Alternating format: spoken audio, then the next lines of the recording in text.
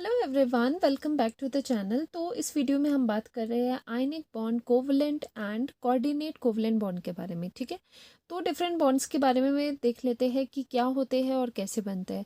सबसे पहले ionic bond. Ionic bond कैसे बनता है, आपको हमेशा ये ध्यान रखना है। आयनिक बॉन्ड बनता है हमेशा ही बिटवीन ऑपोजिटली चार्ज्ड आयंस, जैसे कि ए पॉजिटिव एंड बी नेगेटिव। दो ऑपोजिटली चार्ज आयंस है, पॉजिटिव एंड नेगेटिव वाले, और इनके बीच में जो अट्रैक्शन होगी वो होगी इलेक्ट्रोस्टैटिक फोर्स ऑफ अट्रैक्शन, और जो बॉन्ड बनेगा दोनों के बीच में उसको बोलते हैं आयनिक बॉन्ड। ठीक है, अब एक और चीज़ है, जब भी ये बॉन्ड बनते हैं तो ऑक्टेट रूल इसमें फॉलो होते हैं। ठीक है, ऑक्टेट रूल क्या होता है कि हर एक एटम की एक टेंडेंसी होती है, एक प्रेफरेंस होती है कि उसके जो शेल है, उसकी जो वैलेंस शेल है उसमें 8 इलेक्ट्रॉन्स आए। ठीक है, तो यही ऑक्टेट रूल बोलता है। और ये जो ऑक्टेट रूल है वो S&P इलेक्ट्रॉन्स के लिए लगता है। ठीक है, मतलब जो आपके मेन ग्रुप एलिमेंट्स हैं उनमें ये ऑक्टेट रूल लगता है।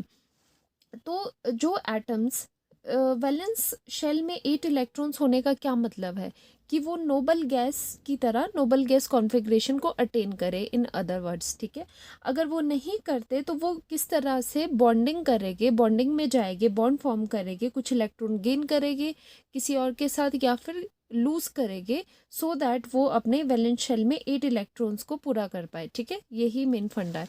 अब देखो क्या है, आयनिक बॉन्ड में हमने कहा है कि आयंस के बीच में बॉन्ड बनता है। फॉर एग्जाम्पल सोडियम यहाँ पर है, यहाँ पर क्लोरीन है। ठीक है, सोडियम का एटॉमिक नंबर है 11। ठीक है, क्लोरीन का है 17। अगर हम इसे ब्रेक करें इनटू द शेल्स, 2,8,1 आ जाएगी। ठीक है, 2 इनर शेल है, फिर ये बाहर वाली ये सबसे आउटर मोस्ट, या फिर इसको कहते हैं वैलेंस शेल। ठीक है, वैसे ही 17 को अगर आप ब्रेक डाउन करोगे 2,8,7 से आ जाएगा। ठीक है, तो इसे अगर हम यहाँ पर बनाएं, देखो जो यहाँ पर मैंने अंदर बनाया है दैट इज न्यूक्लियस। ठीक है, ये न्यूक्लियस है, इसके चारों तरफ इलेक्ट्रॉन्स रिवॉल्व कर रहे हैं। जो अंदर वाली शेल है उसमें है 2 इलेक्ट्रॉन्स, 2। आउटर में है 1 2 3 4 5 6 7 8। ठीक है, 8 आगे, और आउटर मोस्ट में यहाँ पर है 1 इलेक्ट्रॉन, तो हमने बना दिया। अब क्लोरीन की बात करते हैं, तो यहाँ पर ये न्यूक्लियस हो गया, 2 इलेक्ट्रॉन्स यहाँ पर हो गए, बाहर 8 आएंगे, 1 2 3 4 5 6 7 8, एंड सबसे बाहर 7, 1 2 3 4 5 6 एंड 7। ठीक है, अब देखो यहाँ पर क्या हो रहा है। अब अगर यहाँ से ये एक इलेक्ट्रॉन चला जाए तो इसका वैलेंस जो शेल है, क्योंकि यहाँ पर बाहर कोई भी इलेक्ट्रॉन नहीं रहेगा, वैलेंस शेल ये वाला बन जाएगा और उसमें पूरे के पूरे 8 इलेक्ट्रॉन्स है। और वही ऑक्टेट रूल कहता है कि एटम्स की टेंडेंसी होती है कि वो प्रेफर करते हैं to have 8 electrons in the valence shell. तो अगर यहाँ से किसी तरह एक इलेक्ट्रॉन निकल गया तो इसका valence shell, that means outermost shell बन जाएगा ये 8 इलेक्ट्रॉन्स वाला, और ऑक्टेट रूल भी वो हो जाएगा, सेटिस्फाई हो जाएगा। तो ऐसा करने से क्या हो जाएगा, ये किसी तरह दे दे इलेक्ट्रॉन। और क्लोरीन की बारी, क्लोरीन में देखो क्या है, क्लोरीन किसी तरह से यहाँ पर आउटर मोस्ट शेल में 7 इलेक्ट्रॉन्स है, किसी तरह से कहीं से एक इलेक्ट्रॉन गेन करके ये 8 बना दे, तो ये इसका प्रेफरेंस रहेगा इलेक्ट्रॉन को गेन करने का, और सोडियम का प्रेफरेंस रहेगा कि ये किसी तरह से लूज कर दे। ठीक है, तो क्या होगा, अगर ये देगा इलेक्ट्रॉन, अगर सोडियम इसको क्लोरीन को एक इलेक्ट्रॉन देगा तो क्या होगा। ठीक है, तो सोडियम बन जाएगा, अंदर तो वही 2 इलेक्ट्रॉन्स रहेंगे और बाहर आगे 8 इलेक्ट्रॉन्स, 1 2 3 4 5 6 7 8। ठीक है, और इसने दिया तो आउटरमोस्ट शेल में 8 इलेक्ट्रॉन्स है, पूरे हो गए। और यहाँ पर क्या जाएगा, इनर में 2 थे, 1 2 3 4 5 6 7 8, ये एज सच है क्योंकि हमने इसको छेड़ा नहीं है। आउटर मोस्ट शेल में हर चीज़ होती है। 1 2 3 4 5 6 7, एंड 8th इलेक्ट्रॉन एक्स्ट्रा आ जाएगा जो कि सोडियम ने इसे दिया है। ठीक है, गिव्स 1 इलेक्ट्रॉन। तो अब देखो यहाँ पर क्या हुआ, ये क्या बना, सोडियम ने एक इलेक्ट्रॉन दिया तो इलेक्ट्रॉन की उससे कमी हो गई, तो इसका मतलब ये बना सोडियम पॉजिटिव। ठीक है, Na पॉजिटिव बन गया ये।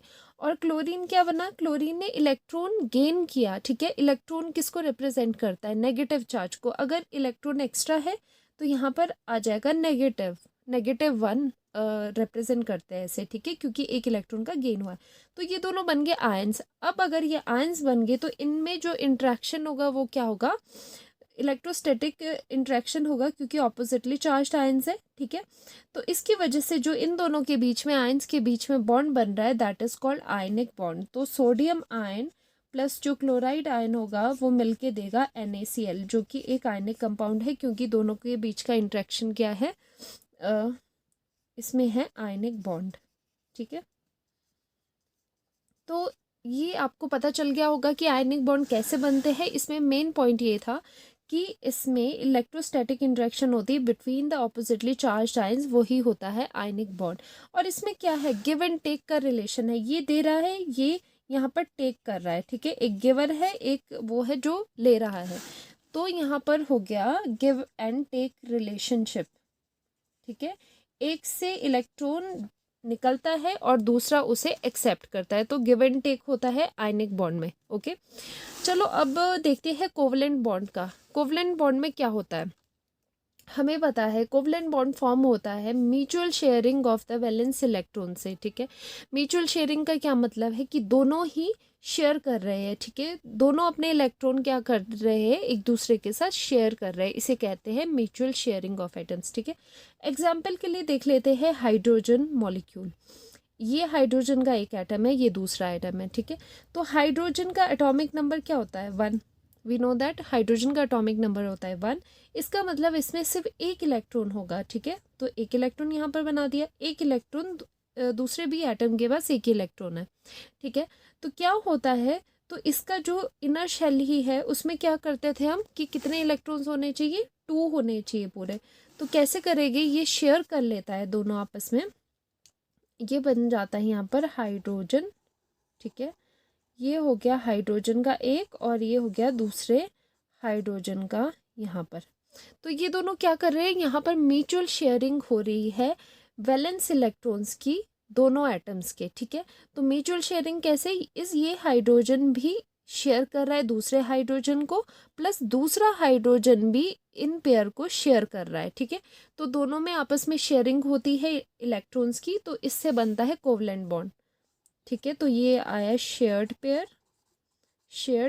ऑफ इलेक्ट्रॉन्स, ठीक है। और ये क्या है, this is a covalent bond. तो जो हाइड्रोजन के बीच में बॉन्ड होता है, दिस इज कोवलेंट बॉन्ड। अब बात करते हैं फ्लोरीन की। फ्लोरीन का एटॉमिक नंबर क्या होता है, फ्लोरीन का एटॉमिक नंबर होता है 9, ठीक है।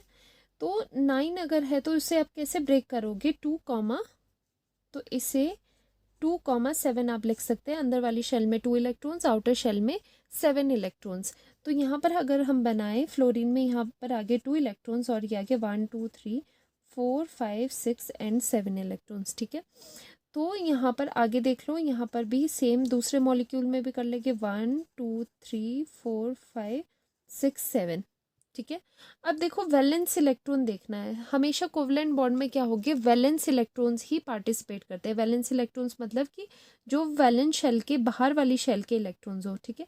अब क्या करेंगे, यहाँ पर 7 इलेक्ट्रॉन्स है दोनों एटम्स के पास। अब ये क्या करेंगे, इनकी टेंडेंसी होगी according to the octet rule को ये फॉलो करने की कोशिश करेगी कि अपने आउटर मोस्ट शेल में ये 8 इलेक्ट्रॉन्स लाना चाहेंगे। उसके लिए क्या करना होगा, इसके पास भी, इसे भी एक चाहिए और इस एटम को भी एक चाहिए। तो ये सोचेगी कि क्यों ना हम आपस में एक एक इलेक्ट्रॉन की म्यूचुअल शेयरिंग कर ले। तो वैसे ये इनर हम बना देंगे पहले। वैसे क्या होगी, 1 2 3 4 5 6 7, 7 थे इस फ्लोरीन के, ठीक है। और 1 2 3 4 5 6 7, 7 है इसके। तो अब टोटल देखो, अब इसके सर्कल में कितने आ रहे हैं, 1 2 3 4 5 6 7 8, ठीक है। इसका भी ऑक्टेट पूरा हो गया, क्यों, क्योंकि इसने फ्लोरीन का एक इलेक्ट्रॉन शेयर कर दिया। इस वाले फ्लोरीन ने भी दूसरे फ्लोरीन का एक इलेक्ट्रॉन शेयर कर दिया, तो हो गई ना म्यूचुअल शेयरिंग, ठीक है। तो mutual sharing of valence electrons अगर हो रही है तो हम कहेंगे कि ये बॉन्ड कौन सा है, this is a covalent bond. तो जो फ्लोरीन में होता है, F2 में होता है कोवलेंट बॉन्ड, ठीक है, म्यूचुअल शेयरिंग। तो यहाँ पर कोवलेंट बॉन्ड में लिख लेते हैं, इसमें होती है म्यूचुअल शेयरिंग ऑफ इलेक्ट्रॉन्स, ठीक है, इलेक्ट्रॉन पेयर। अब लास्ट देखते हैं कोऑर्डिनेट कोवलेंट बॉन्ड, या फिर कोऑर्डिनेट बॉन्ड को कहते हैं डेटिव बॉन्ड भी बोलते हैं, ठीक है। अब देखो इसमें क्या फ़र्क है। देखो ये जो कोऑर्डिनेट बॉन्ड होता है ना, ये कोवलेंट बॉन्ड ही होता है, एक काइंड ऑफ कोवलेंट बॉन्ड ही है, लेकिन फ़र्क क्या है? फ़र्क ये है कि इसमें जो इलेक्ट्रॉन्स आएंगे, देखो यहाँ पर ऊपर क्या किया था, एक इलेक्ट्रॉन दो एटम के बीच में अगर कोवलेंट बॉन्ड बनता है तब बनता है जब एक इलेक्ट्रॉन ये दे, एक एटम एक इलेक्ट्रॉन दे, दूसरा भी इलेक्ट्रॉन दे, मतलब जो इलेक्ट्रॉन्स आ रहे हैं वो दोनों की तरफ से आने चाहिए, ठीक है। लेकिन कोऑर्डिनेट बॉन्ड में ऐसा नहीं होता। कोऑर्डिनेट बॉन्ड में क्या होता है कि दोनों इलेक्ट्रॉन्स एक ही एटम के होंगे और दूसरा उन्हें एक्सेप्ट कर रहा होगा, ठीक है। अब यहाँ पर एग्जाम्पल से समझते हैं। फॉर एग्जाम्पल यहाँ पर कोई भी एटम ले लेते हैं जिसके पास 1 2 3 4 5 6 7 8 यहाँ पर इसके पास वैलेंस इलेक्ट्रॉन है। दूसरा ले लेते हैं जिसके पास 1 2 3 4 5 6 इसके पास वैलेंस इलेक्ट्रॉन्स है। अब क्या होगा कि जो यहाँ पर इलेक्ट्रॉन्स है, इलेक्ट्रॉन पेयर होगा, अगर कोऑर्डिनेट बॉन्ड बनाना है तो जो ये इलेक्ट्रॉन पेयर है एटम ए के पास, ये डोनेट होगा एटम बी को, ठीक है। तो इसमें देखो जब भी कोऑर्डिनेट बॉन्ड आपने बनाना है, कोऑर्डिनेट बॉन्ड में हमेशा दो चीज़ें चाहिए होती है। एक होता है इलेक्ट्रॉन डोनर, ठीक है, एक आपके पास इलेक्ट्रॉन डोनर होना चाहिए जिसके पास इलेक्ट्रॉन्स एक्स्ट्रा हो, इलेक्ट्रॉन रिच हो जो, ठीक है। एक होता है इलेक्ट्रॉन एक्सेप्टर। इलेक्ट्रॉन एक्सेप्टर कौन सा होगा? जो इलेक्ट्रॉन डेफिशिएंट होगा। अब देखो अब क्या हो जाएगा यहाँ पर कि यहाँ से ए टू बी, ए डोनेट कर रहा है अपने दोनों इलेक्ट्रॉन्स को बी में, ठीक है। दोनों को करा तो क्या बना यहाँ पर, अब हम यहाँ पर बना दें कि 1 2 3 4 5 6 ये सेम रहे, ठीक है। 1 2 3 4 5 6 इसके भी सेम रहे, लेकिन जो ये है, ये दो इलेक्ट्रॉन्स है, ये दोनों ने शेयर करे, ठीक है। शेयर तो दोनों ने करे, लेकिन यहाँ पर डिफरेंस सिर्फ ये है कि दोनों ने बेशक शेयर करे, लेकिन जो देने वाला था, इलेक्ट्रॉन देने वाला था, वो सिर्फ एक ही एटम होता है, ठीक है।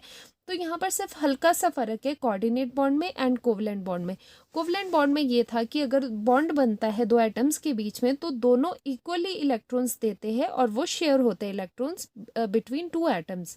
लेकिन यहाँ पर क्या होता है कि सिर्फ एक ही एटम इलेक्ट्रॉन पेयर को प्रोवाइड करता है और लेकिन वो शेयर होते हैं दोनों में, ठीक है। तो यहाँ पर जो ये सेम एटम वाला है, ये इंपॉर्टेंट चीज़ है इसमें। अब एग्जाम्पल से देख लेते हैं। इसका एग्जाम्पल आता है अमोनियम आयन में। जैसे अमोनियम आयन होता है NH4 पॉजिटिव, इसका फॉर्मेशन कैसे होता है? इसका फॉर्मेशन होता है NH3 अमोनिया जो है उसमें अगर हम H पॉजिटिव आयन को डाल दे तो ये बनाता है अमोनियम आयन, ठीक है। अब इसकी फॉर्मेशन देखो ध्यान से।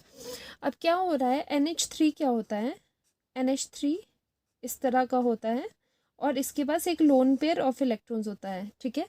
तो ये पेयर है जो कि बॉन्डिंग में अभी नहीं है, ये फ्री है, तो ये लोन पेयर हो गया, ठीक है।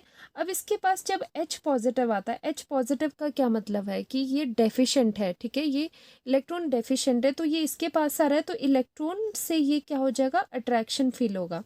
अब ये इलेक्ट्रॉन क्या हुआ, H पॉजिटिव को दे दिए तो बना अमोनियम आयन और ये पॉजिटिव चार्ज यहाँ पर है। अब एक चीज़ देखो कि यहाँ पर भी तो वही चीज़ हो रहा है। ये वाला जो बॉन्ड बन रहा है, जो यहाँ पर ये वाला बॉन्ड है, this is the coordinate bond, तो इसे कहेंगे कोऑर्डिनेट बॉन्ड, ठीक है। और ये कोऑर्डिनेट बॉन्ड क्यों हुआ, क्योंकि ये सिंगल एटम, एक एटम इलेक्ट्रॉन प्रोवाइड कर रहा है दूसरे को, ठीक है, और वो दोनों क्या कर रहे हैं, उसको शेयर कर रहे हैं, तो ये बना कोऑर्डिनेट कोवलेंट बॉन्ड या सिंपली कह सकते हो कोऑर्डिनेट बॉन्ड, ठीक है।